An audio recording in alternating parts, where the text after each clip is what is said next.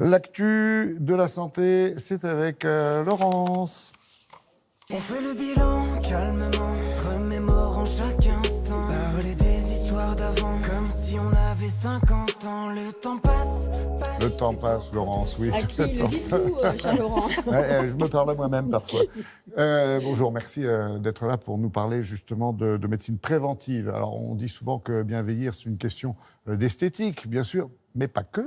Surtout pas que d'esthétique, puisque quand on vieillit, c'est toute notre biologie en fait qui vieillit, et souvent ça se voit Cellules. à l'extérieur. Alors, les hôpitaux désormais proposent ce qu'on appelle des bilans anti-âge, de la médecine anti-âge. Il faut savoir qu'il y a un diplôme universitaire aujourd'hui, créé par le professeur Meningau, qu'on va voir dans un instant, qui est réservé ou destiné aux pharmaciens, aux médecins généralistes, etc. Donc, c'est une vraie médecine. Elle est encore balbutiante en France, mais très développée dans d'autres pays, comme la Russie par exemple ou la Suisse.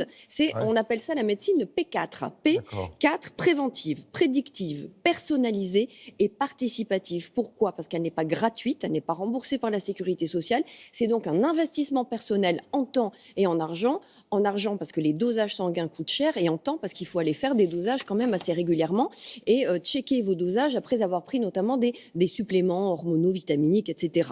L'idée, c'est de repérer avant d'être malade les dysfonctionnements biologiques qui pourraient nous faire entrer dans une maladie. Manque de vitamines, d'oligo-éléments, d'hormones, bilan vitaminique et antioxydant très poussé. Le stress oxydatif, c'est ce qui nous fait vieillir. C'est quoi le stress oxydatif ? C'est quand on respire, on s'oxyde, et c'est l'oxygène qui entre dans notre corps en fait qui fait qu'on libère des déchets toxiques qu'on appelle les radicaux libres. Et les antioxydants, c'est justement pour lutter contre ce vieillissement. Alors on a suivi David, 35 ans, d'origine brésilienne, travaille dans le luxe, métier oblige, très soucieux de son vieillissement. Bonjour docteur. Bonjour David, je vous en prie, asseyez-vous. J'ai besoin de savoir comment va ma santé à l'intérieur. Vous voulez surtout prévenir, c'est ça, plutôt que guérir, non ? Voilà, c'est ça, on va prévenir plutôt que guérir. Justement, le bilan anti-âge, c'est tout à fait ce que vous recherchez. Ça permet de détecter les signaux faibles des maladies. Donc là, vous êtes en parfaite santé, donc on va se mettre avant la maladie, en amont de la maladie, pour vérifier ce qui peut favoriser des maladies. Je vais regarder les poils ici. Premier signe d'une déficience en testostérone, c'est la perte des poils sur la surface externe de la jambe là. Donc là, on voit qu'il y a du poil partout. Donc ça, au niveau testostérone, c'est parfait. Là, au niveau de la queue des sourcils, c'est bien, mais je demanderai quand même un bilan d'hormones thyroïdiennes. Je vais vous demander d'ouvrir la bouche, voilà, tirer la langue. Voilà, c'est bon. Ok, très bien. On va faire un bilan très très approfondi pour voir s'il n'y a pas quelques carences que vous arrivez à compenser. Parce que justement, vous êtes jeune, faites attention à votre alimentation. Donc le professeur Meningau vous a prescrit des dosages d'acides gras, d'oligo-éléments, un bilan vitaminique, un bilan de tolérance alimentaire et un bilan du stress oxydatif. Vous allez serrer le poing, voilà, tendez bien le bras, vous avez des veines super, monsieur. Là, c'est une médecine autrement, vous allez bien, a priori. Oui, tout va bien. Peut-être pas si bien que cela.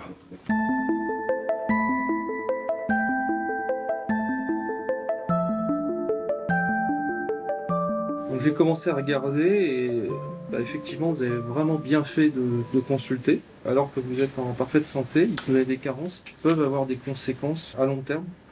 Donc par exemple, sur votre bilan vitaminique, vous manquez vraiment de vitamine D. Et ça, c'est une vitamine qui est très importante, qui peut prévenir, limiter les risques de cancer. Si je regarde les oligo-éléments et le stress oxydatif, voilà, vous êtes béton.